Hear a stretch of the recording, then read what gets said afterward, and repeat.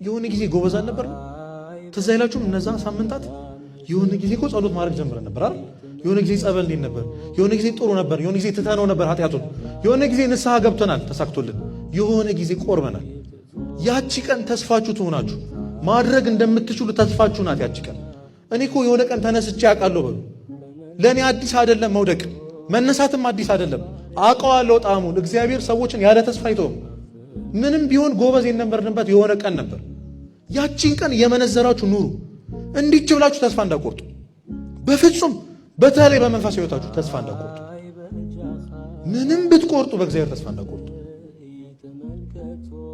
እሱ ሁልጊዜ ባለበት ቆሞ የሚጠብቅ አምላክ። አዎ በጣም ርቀነዋል። ወደ ኋላ ዞር ብለን ስናየው የራቅነው መንገድ በጣም ሩቅ ነው፣ ግን ባለበት ነው የቆመው። ወደ ኋላ አላፈገፈገም። እሱ አለ። ክርስቶስ ትተነው በሄድንበት ቦታ ቆሞ የሚጠብቀን ብቸኛው ራሱ ክርስቶስ ብቻ ነው። እጁን ዘርግቶ በየቀኑ የልባችን በር እያንኳኳ የሚጠብቅህ ክርስቶስ አለ። እስክትነሳ ብቻ የሚጠብቅ፣ ለምን ወደቅ ሳይሆን ለምን አልተነሳህም የሚልህ ማለት ነው።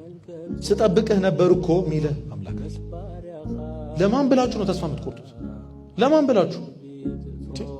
የፈጠረ የጎዳኸው የበደልከው ክርስቶስ እኮ ተስፋ አልቆረጠብህም። አንተ በድለኸው እሱ ተስፋ አልቆረጠብህም። ለምን ተስፋ ትቆርጣለህ? አንድ ቀን ሰው ሆናለሁ። እስኪ አንድ ቀን ሰው ሆናለሁ